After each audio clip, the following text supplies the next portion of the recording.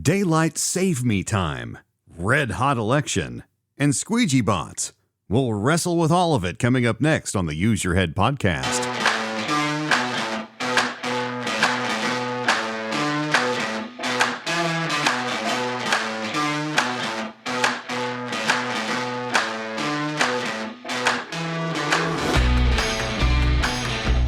To welcome you into this half hour of the Use Your Head podcast. This is season 1, episode 15 already. I'm John McLean, your host. Thank you for joining us for a half hour where we say no thank you to those who would tell us what to think. We're going to unlock our ability to think for ourselves and use our heads. Coming to you from Dallas, Texas, where something bizarre happened. Yeah, we actually, I looked outside this morning and saw some wind, and then, believe it or not, it rained. It's shocking. We haven't had hardly any rain this year, at least in my little corner. Now, DFW is big enough where there are parts of the Metroplex, as we call it here, that have gotten a decent amount of rain. But here in our little corner, they seem to kind of, little storms move through, and you watch the radar with bated breath, and then they juke and jive like a hockey player. They deke us. Moving around and all that. But we got a little bit of rain today. Thankful for that, and more is expected. So I hope you are happy where you are as October draws to a close here in 2024. 3 great topics for you today on the show. Once again, as I said, this is the show where we look at all these people telling us, quote, the news, unquote. And they want to tell us what to think, right? Here is the news, and our analysts, our experts, are going to tell you what you ought to think about it, how you process it. That's nonsense, all right? We don't need that. Most of us, that have a moderate amount of education, and I'm not saying you have to have a graduate degree or you have a bunch of letters after your name or whatever. We can all think for ourselves if we will just try. Yes, it takes effort. I liken it to, the water park, with the lazy river where you sit in an inner tube and you just go wherever it takes you. That's what the media today wants us to do. Rather than diving out of the inner tube, swimming upstream, doing it the hard way, and thinking for ourselves. That's the better way to do it, and that's what we're going to do today on the program. 3 great topics. If you'd like to chime in, the email address is john@useyourheadpodcast.com.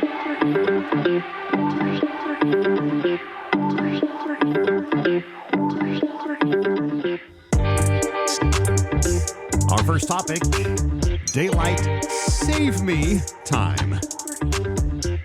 I was not shocked to find this article in the Associated Press this week, and the fact that I wasn't shocked is kind of sad. Here's the headline from the AP. Daylight saving time ends next weekend. This is how to prepare for the potential health effects.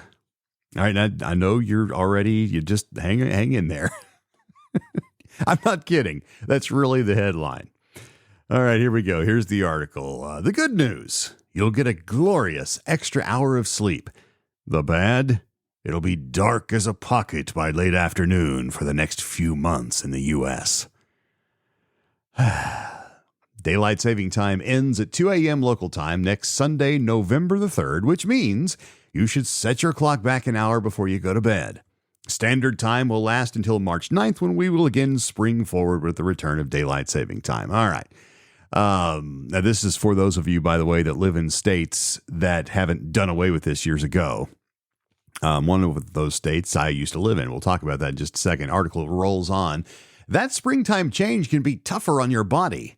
Darker mornings and lighter evenings can knock your internal body clock out of whack, making it harder to fall asleep on time for weeks or longer. Studies have even found an uptick in heart attacks and strokes right after the March time change. Fall back should be easier, but it still may take a while to adjust your sleep habits, not to mention the downsides of leaving work in the dark or trying exercise while there's still enough light. Some people with seasonal affective disorder, a type of depression usually linked to the shorter days and less sunlight of fall and winter, may struggle too.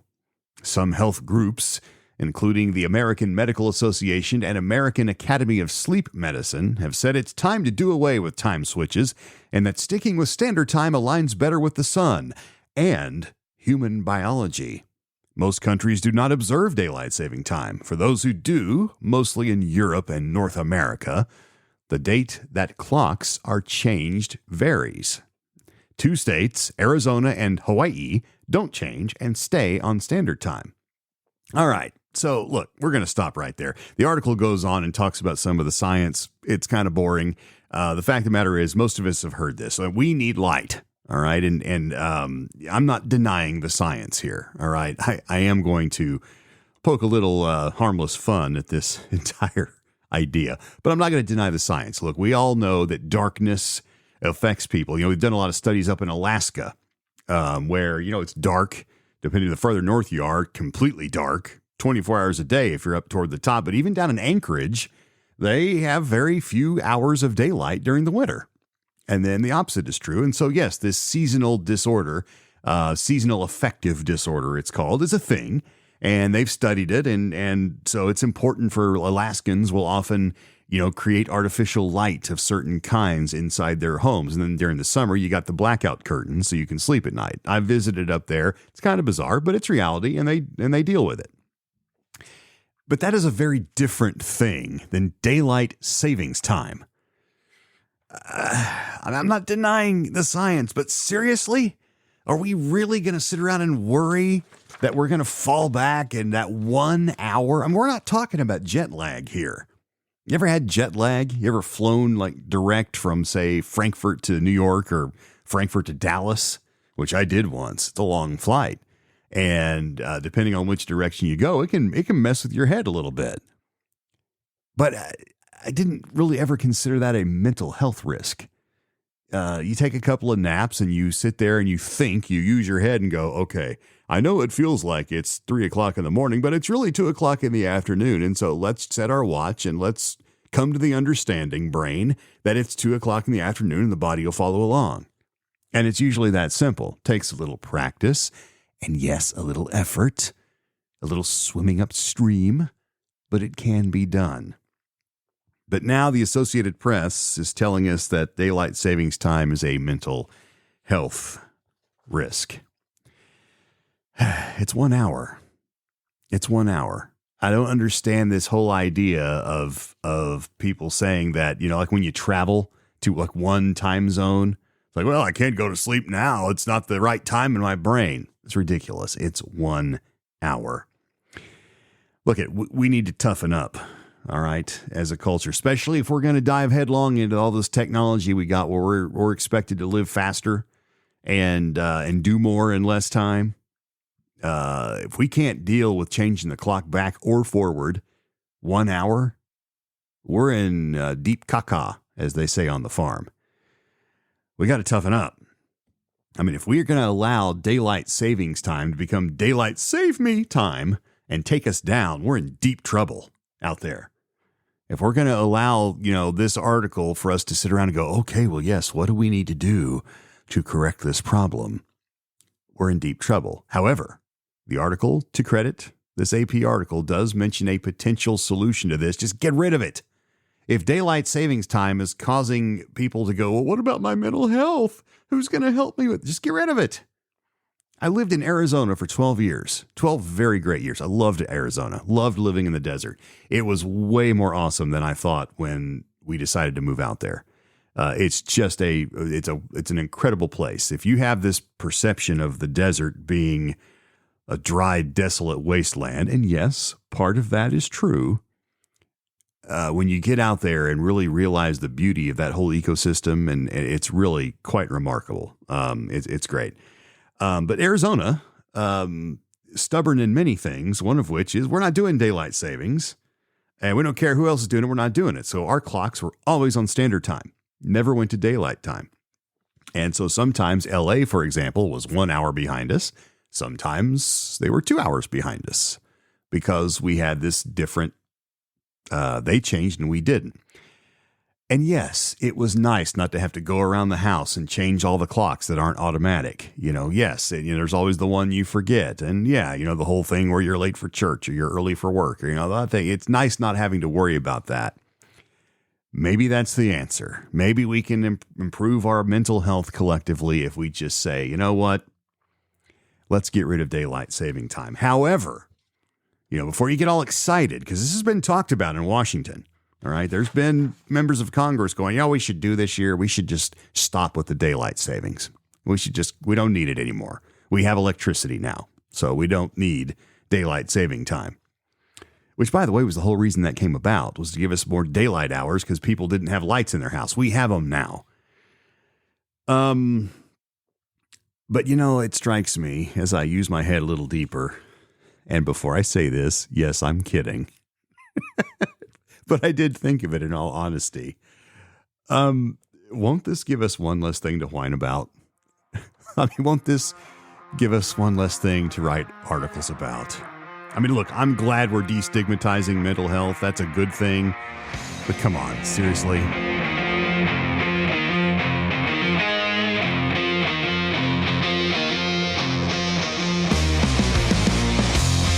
Save me from daylight savings time. This is the Use Your Head podcast. I'm John McClain, helping you wrestle through the issues of the day using our brains. And sometimes a little bit of humor as well. Hope you're having a good day. Thank you, by the way, for spending your valuable half hour with me. There's a ton of stuff you could be doing, maybe even making money. You're not making money right now, but maybe you're getting a little smarter and having some fun. I appreciate you being here. Topic number 2, red hot election. I saw this story and was rather shocked. This is from a site I've never looked at before. It's called Newser, N-E-W-S-E-R, Newser.com. Here's an article, and the byline says, by Newser editors and wire services. I guess no one wants to lay claim to it. Or maybe it was written by a computer. Don't know. It doesn't say that. But anyway, here's the headline. Dropbox fires in 2 states destroy hundreds of ballots. What? Here's what it says. The FBI and other agencies were investigating on Monday after early morning fires were set in ballot drop boxes in Portland, Oregon, and in nearby Vancouver, Washington, where hundreds of ballots were destroyed. The Portland Police Bureau reported that officers and firefighters responded to a fire in one ballot drop box at about 3:30 a.m. and determined an incendiary device had been placed inside. Multnomah County, and if I'm pronouncing that wrong, I'm sorry. Multnomah County Elections Director Tim Scott said a fire suppressant inside the drop box protected nearly all the ballots. Only 3 were damaged, and his office planned to contact those voters to help them obtain replacement ballots. So I guess they were the part that had their name or number on it or whatever wasn't damaged. The article continues. A few hours later, across the Columbia River in Vancouver, Washington, television crews captured footage of smoke pouring out of a ballot box at a transit center. Vancouver is in Washington's 3rd congressional district, the site of what is expected to be one of the closest U.S. House races in the country, between first-term Democratic Representative Marie Gluesenkamp-Perez and Republican challenger Joe Kent. Clark County Auditor Greg Kimsey in Vancouver told the Associated Press that the ballot drop box at Fisher's Landing Transit Center also had a fire suppression system inside, but for some reason it wasn't effective. Responders pulled a burning pile of ballots from inside the box, and Kimsey said hundreds were lost. Heartbreaking, he said. It's a direct attack on democracy. Police in Vancouver said a suspicious device found next to the drop box was collected by members of the Metro Explosive Disposal Unit, as reported by KATU. The last ballot pickup at the transit center drop box was 11 a.m. Saturday, said Kimsey. Anyone who dropped their ballot there after that was urged to contact the auditor's office to obtain a new one. The office will begin collecting ballots more frequently, Kimsey said, and changing collection times to the evening to keep the ballot boxes from remaining full of ballots overnight when similar crimes are considered more likely to occur.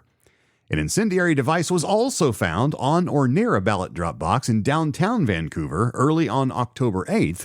It did not damage the box or destroy any ballots, the police said, and the FBI and other agencies are investigating that. Washington and Oregon are both vote-by-mail states. Registered voters receive their ballots in the mail a few weeks before elections and then return them by mail or by placing them in ballot drop boxes. End of article. By the way, I mentioned Arizona a while ago. Arizona was a vote-by-mail state, too. You could also go and vote. But I don't think anybody did because, we're lazy and we like to vote by mail. And you had to fill out the ballot, put it in a special envelope, and then you had to sign an affidavit on there and mail it in. And that was how it was done. Kind of strange. All that to say, and that's a bit of a confession because I read this and I use my head. First of all, I was at first shocked by this. And then as I realized all the acrimony and angst that surrounds our national elections and even our local ones, I probably shouldn't be surprised that there are people out there that are angry enough to make incendiary bombs and burn people's ballots inside a giant mailbox. And that's what these things are. Despite the anti-inflammatory device, I'm assuming maybe it's halon or something inside there that detects the flame and puts out the fire. It worked to a degree in one of them, didn't work at all in the other one. The point is the boxes were attacked by somebody. And, the T word is being floated, by the way, terrorism, which I guess, in a way, that's kind of what it is. And the reason I think that's what it is because voting is sacred. And that's what I came up with when I used my head. It used to be that our vote was a sacred thing. I've been voting for many years. I'm almost 53, so I've voted in a number of elections. But I remember in school, my elementary school was a polling center in my hometown. And on election day, the little lobby around where the offices were, and, the kids, we weren't supposed to be over there anyway during school. We had to kind of have permission to go in that part. Well, on election day, they roped all that off. And they had tables where, and they would roll in the mechanical voting booths that had the curtain, you pull the handle and had the little levers, and each one was labeled with a candidate's name or yes or no or whatever. They would line these things up along the wall, and the voting volunteers or voting workers, I don't know if they were volunteers, I think they were, but anyway, they would sit there. And the reason I know this is because I was fascinated by it. I would peek through the little window in the door on my tippy toes and peek through what's going on in there. And I would see the booths lined up one after the other, and a voter would come in. They would open this giant Yellow Pages looking book, big thick book, and they would go down and I'd find their name. And they'd look at the card that the voter had. They had these cards they got in the mail, their registration. They'd look at it, they would sign, and then they would direct them to booth number 3 or booth number 6 or whatever. They'd walk in, pull this big red handle, and the curtain would close. And that moment, I always remembered, that was a symbolic moment that there was something very special and personal happening in that little space. All you saw was their legs. You had no idea what was going on in there. It was a sacred thing.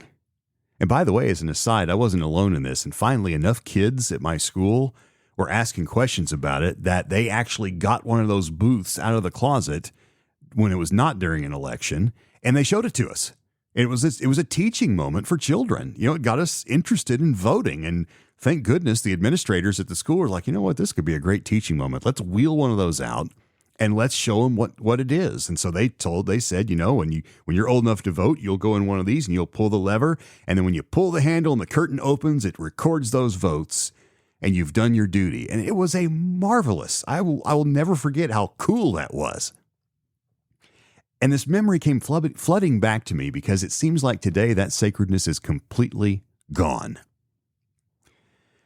Now we get these cards, whether we get them in the mail. In Texas, we don't. You have to be like an absentee or military. You have to have a special qualification in the state of Texas. Otherwise, you got to go. You can early vote, but you go to the polling place and you stand in the, now instead of the cool mechanical booth, it's a touch screen that spits out a card, and then you can read the card and make sure it recorded what you said, and then you feed it into that's kind of how we do it, at least in my part of the Lone Star State. Who knows what else is going on. Haven't ever seen any hanging chads or anything, but the point is, it seems to me when I use my head, we've lost a lot of the sacredness of the vote. In fact, I can remember another teaching moment as a youth, because I was fascinated by this whole process, that it is impolite to ask someone who they voted for or who they're going to vote for. You didn't do that in polite company. It wasn't done. Hey, who are you going to vote for? Son, you shouldn't ask people that. That's a very personal, private thing. It's like you don't ask a lady how much she weighs. You just don't do it. You don't. It's not done. Or at least it wasn't, because it was sacred. It was personal and private. It was special. Now we're sticking paper cards in an unguarded mailbox. And yes, look, I understand that the powers that be put these protection devices in there. They're not foolproof. No device is. But the fact that we've just got people poking them in a mailbox on a piece of paper, like it's rather ordinary, we've lost the sacredness of the vote. And let me tell you something, and I'm not going to go too far down this road, but it bears repeating something that we ought to already know. A lot of blood's been spilled for that sacred privilege.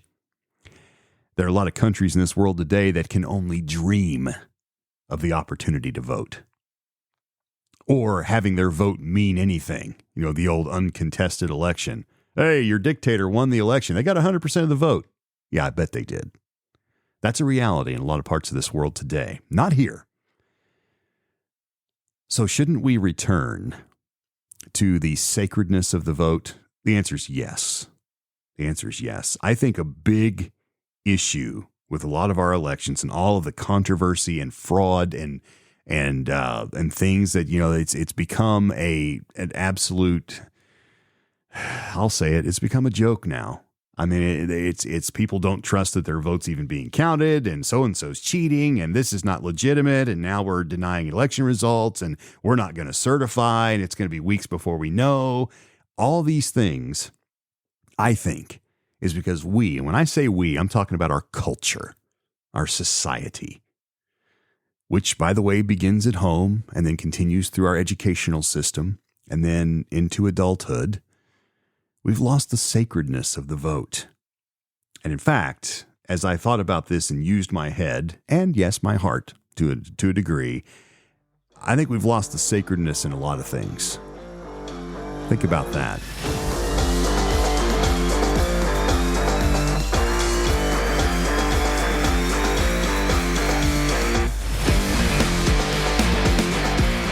Number 3 on the Use Your Head podcast. My name is John. Delighted to have you here. Remember, you can participate in the way that you do in podcasts. There's no request line. I wish there was. I wish there was a way to do that, but it's not radio. Alas, we have to do it a different way. Email me, john@useyourheadpodcast.com with whatever you want to say. If you got a topic suggestion, if you want to debate, you want to argue, I'd really love to have your voice, by the way. If you want to, record yourself saying something, asking a question, want to, take issue with something I said, I'd love to have it all. That's how we wrestle with things and use our heads together. There's power in numbers. john@useyourheadpodcast.com. Topic number 3, squeegee bots. This one's from right here in Big D. I found a press release from a company called and I think I'm saying this right, Gedeki Group. They are I'll just tell you what they are from the press release. This is from their About section. Gedeki Group is a best-in-class, full-service owner and operator of office buildings across the U.S. Headquartered in Dallas, Texas, its mission is to provide impeccable customer service and high-quality office environments by investing new capital, sound management principles, and leading-edge sustainability practices. So they do office buildings. Is what they do. Big business, by the way. And Dallas, like many downtown skylines, were loaded with these magnificent and architecturally unique office buildings. I'm not a fan of downtown areas. The less I have to go down there, the better. But it's kind of cool. Every skyline kind of has its thing, so I get that. It's kind of neat, source of local pride, if you will, and a place for people to work and make the world a better place, hopefully. Well, this press release is about they're inviting people, this group are inviting people to a demonstration event for Verobotics. All right, Verobotics. Verobotics is a revolutionary, I'm reading from the press release again, Verobotics is revolutionizing exterior building upkeep, inspection, and maintenance with cutting-edge autonomous robotics. Our solutions protect high-rise investments through seamless automation, enhancing safety, efficiency, and reducing costs. As the only company in the world offering this proprietary technology, we are setting a new standard for the real estate and facility management industries. What is a Verobotics? What are they talking about? They're demonstrating window washing robots. Okay? Now, this is an audio podcast, so I'm going to describe what these things look like. There's a photograph If you want to see this, by the way, you can go to their website. I'll spell it for you. It's gaedeke.com, GAEDEKE.com. That's GAEDEKE.com. And right there's a picture of this robot. Now, the first thing I'll say, we've all seen window washers downtown and probably held our breath a little because they're on this platform suspended by cables and they're walking back and forth, washing and squeegeeing, and then they move down and wash and squeegee, move down. And, it's a job that never ends because by the time you finish one building and get to the end of the downtown area, the first building you cleaned is dirty again. So it's a great, resustaining job for people that frankly probably have a difficult time getting life insurance because it's a job that only certain people have the guts to do, the ability to do. And frankly, yes, I kind of marvel at those kinds of people. And I thank them that they're out there cleaning these buildings. But now we have bots, and this bot is suspended likewise by a cable. So clearly it looks like a cable that's clearly able to hold the weight of this bot. I have no idea what it weighs. It doesn't look like it weighs a lot. And so what this bot is doing is it's going down, and it looks like it has little suction cup feet. I don't know if that's what but it looks all the world like it's got little feet that it's sticking to the window. I'm not sure, but that's what it looks like. I may be looking at, cleaning pads, but in any of it, because it doesn't show it running, it's just a still shot of it. And no, before you ask, I'm not going to go to the demonstration that would require me to go downtown. I'm not going to do that. The only time I'll go down there is if my wife invites me down there for a steak. I'll go then. But anyway, these Verobotics, they're going to demonstrate these on a glass building in downtown Dallas. And at this event, they're going to show how these are the better way to go. And, now we can clean these things without endangering the lives of humans. And, oh, by the way, aside from washing the windows and doing a good job of it, these things can inspect. So I can look for air leaks or, storm damage or, the wear and tear on a building, which obviously these giant buildings with these big, thick, heavy panes of glass, in time, they're going to need a little repair. It doesn't say whether the robots can perform the repairs or not. Probably this robot can't just from looking at it, but it is operated by AI. They do say that. So there is not someone sitting on the roof with a joystick and a camera operating this thing. A computer, it's an intelligent robot. It's doing its thing according to what it thinks needs to be done. So I'm looking at this and I'm going, well, okay, more AI encroachment. That's not news. And I've touched on this before. In fact, I'll take you back a few weeks. I told a little anecdote. Hopefully you didn't fast forward through it. But I told a little anecdote. I had to take my truck in and get a new front end, new suspension put in the front of my pickup. It was worn out, ball joints were shot. It was time. And as I'm checking out at the end, the two gentlemen who performed the work came in to say hi and were standing at the desk while the other guy, their boss, was writing out my ticket. I was getting ready to pay.